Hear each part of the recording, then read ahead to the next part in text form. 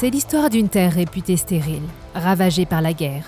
Devenue une riche contrée agricole, aujourd'hui parmi les toutes premières régions productrices de blé, d'orge, de betteraves sucrières en France.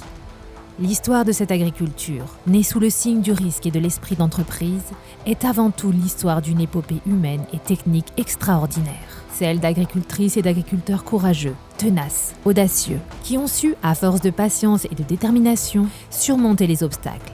Et ils furent nombreux à saisir à bras-le-corps le progrès pour transformer en moins d'un siècle un sol aride en un riche et remarquable terroir.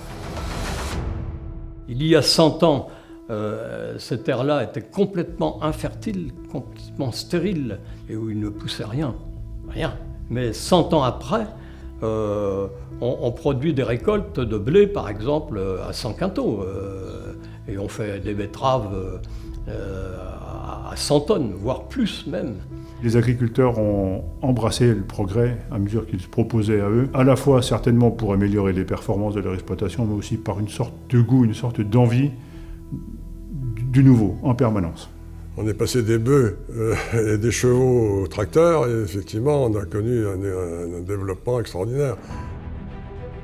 C'est aussi l'histoire de générations d'agricultrices et d'agriculteurs qui se sont dévoués pour mettre leur intelligence au service du collectif en créant et développant des outils professionnels à même de les défendre, de les représenter, de les soutenir. Des organisations agricoles qui ont facilité l'accès à tous les progrès et su valoriser la production de leur exploitation agricole.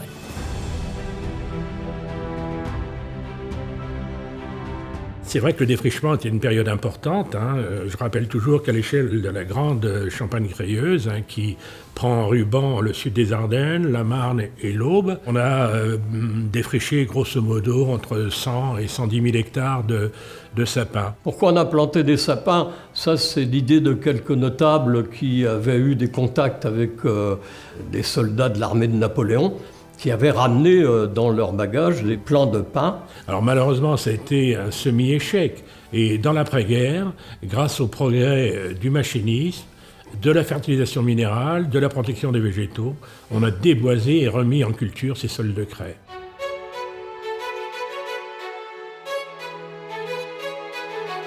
On peut considérer que le progrès technique a commencé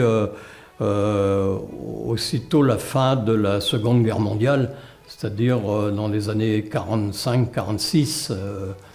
Là sont arrivés les premiers tracteurs, les premières machines. Le plan Marshall, par la mise à disposition, on va le dire comme ça, de matériel, de force mécanique en lieu et place de la force animale, a permis d'augmenter la capacité de travail, donc les rendements.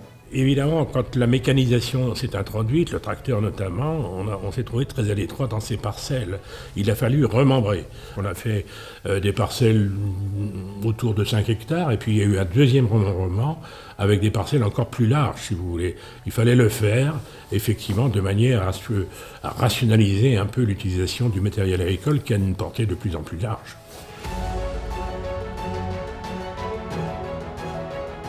Très vite, on s'est aperçu, nos techniciens, les techniciens que nous avions à notre disposition, sont aperçus qu'on allait épuiser ces sols nouveaux et qu'il fallait trouver une plante qui les fasse, pendant un temps, 2 ans, 3 ans, qui les fasse se reposer. Et c'est là que la luzerne a eu son rôle si important sur cette terre de craie. Elle a 2 vertus. La première, c'est de reposer les terres, par son mode d'exploitation, 2 ans, et puis la deuxième, c'est d'enrichir les terres parce qu'elle lui incorpore de l'azote qu'elle a capté dans l'atmosphère. Et ça, c'est un coup de génie. Et le deuxième coup de génie, c'est d'avoir travaillé à l'envers. La luzerne étant indispensable, il a fallu lui trouver des débouchés, et non pas l'inverse. L'agriculture ne s'est pas adaptée pour une fois à un marché, elle a créé le marché qui lui était nécessaire agronomiquement. Et en fait, la luzerne, c'est le marché au service de l'agronomie.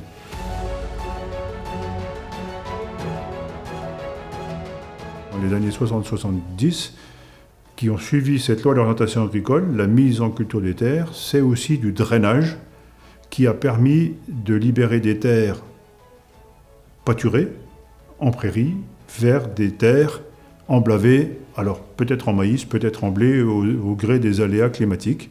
À l'est et à l'ouest de la du département. Il y a des terres très lourdes. Ces terres lourdes, si vous voulez, restent humides. Et pour les mettre en culture, encore faut-il effectivement un certain nombre de conditions, dont ces drains qui permettent d'évacuer l'eau en surplus pour les mettre en culture. Ça n'aurait pas pu se faire non plus sans l'augmentation des puissances de tracteurs et en particulier la création des tracteurs à 4 roues motrices et des outils capables de travailler dans une terre somme toute très humide. Là aussi, on a une vraie petite révolution en matière de capacité de travail, mais cette fois-ci pour les terres difficiles. C'est l'époque joyeuse d'une agriculture qui voit ses capacités économiques augmenter régulièrement.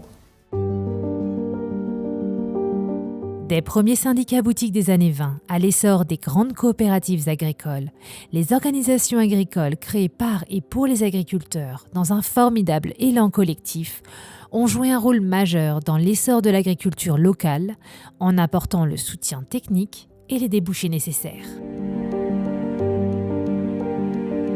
Il faut savoir que le syndicalisme agricole est né pour l'essentiel de la loi de 1884, la loi syndicale. Au bout d'un certain temps, des dirigeants éclairés se sont dit « Nous allons créer dans les années 1920 des syndicats spécialisés par produit, comme on dit, dont la GPB, l'Association Générale des Producteurs de Blé ».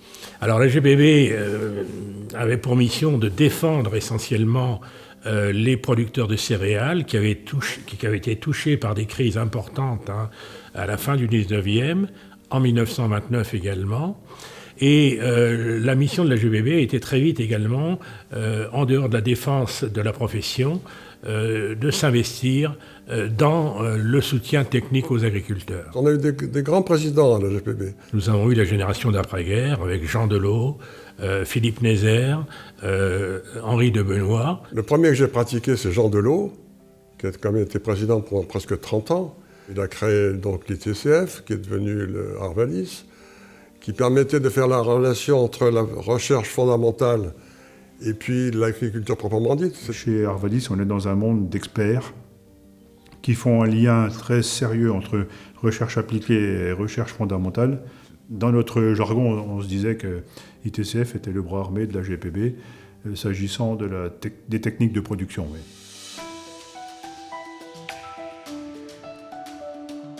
Ça a été l'époque des instituts techniques qui sont venus soit de la Chambre d'agriculture, soit d'organismes comme la GPB, qui a aussi beaucoup contribué à venir au secours des agriculteurs champenois, parce qu'au début, les récoltes de blé, c'était 20 quintaux, 25 quintaux. J'ai connu ces rendements-là. Nous avons assisté à ce qu'on appelait autrefois la vulgarisation, aujourd'hui le développement, par la création des CETA, Centres d'études techniques agricoles, qui faisaient l'interface entre la recherche et le conseil aux agriculteurs. Et ces organismes ont eu un rôle important dans le dynamisme technique des exploitations agricoles. Donc c'était l'épicentre de tout ce qui tournait autour de la céréaliculture au sens large. Tout le monde était en phase avec les préconisations de la GPB. Je me souviens, moi, avoir fait beaucoup d'expériences avec des techniciens de ces organisations-là, ou ceux de ma coopérative, et ça a été très bénéfique.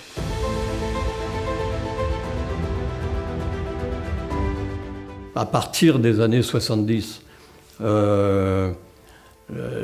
y a eu des instituts techniques qui ont été souvent érigés par les chambres d'agriculture. La chambre d'agriculture de la Marne s'est beaucoup investie et impliquée là.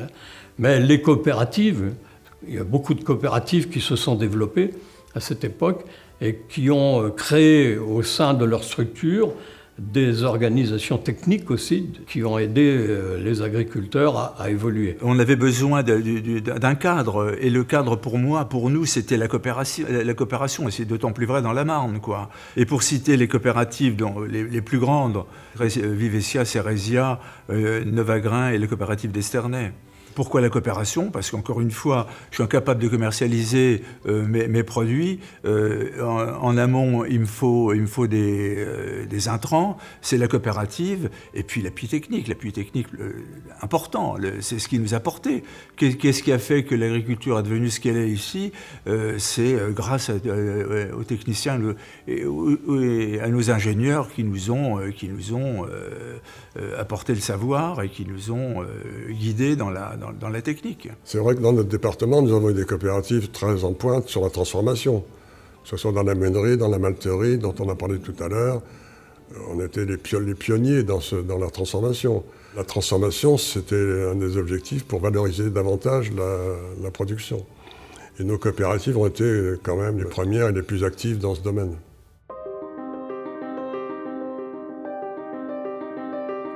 On est dans un département où il y a une espèce de symbiose entre toutes les organisations agricoles et même le syndicalisme agricole. Tout le monde s'y est mis pour aider les agriculteurs à s'en sortir. Il n'y a pas de dissension nulle part, tout le monde va dans le même sens, avec le même objectif et la même... c'est ça qui est formidable, c'est qu'il y a une harmonie.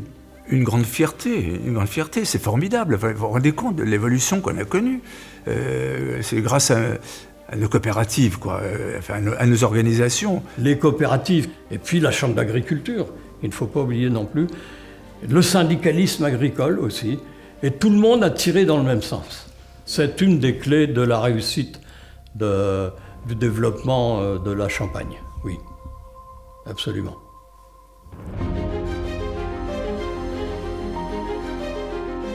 Les années 2000, c'est l'électronique embarquée, c'est le satellite, c'est le guidage par GPS. Ce GPS, à partir du moment où il est capable de dire à une électronique là où il est, il permet de créer une agriculture qu'on a appelée de précision, c'est-à-dire la bonne dose ou la bonne action technique au bon moment, au bon endroit. Aujourd'hui, 2025, c'est une prise en compte de l'environnement. L'agriculture souhaite se donner un rôle de séquestration du carbone vis-à-vis du réchauffement climatique. Et donc ça suppose des méthodes de travail bien différentes de ce qu'on faisait il y a 20 ans ou 15 ans. Si nous sommes plusieurs milliards, dans quelques années, il faudra quand même bien les nourrir. Le réchauffement climatique va poser quelques problèmes, donc il faudra que l'agriculture s'adapte, que la génétique s'adapte, que les moyens de production s'adaptent de façon à satisfaire les besoins de toute cette population qui va faire que croître et embellir.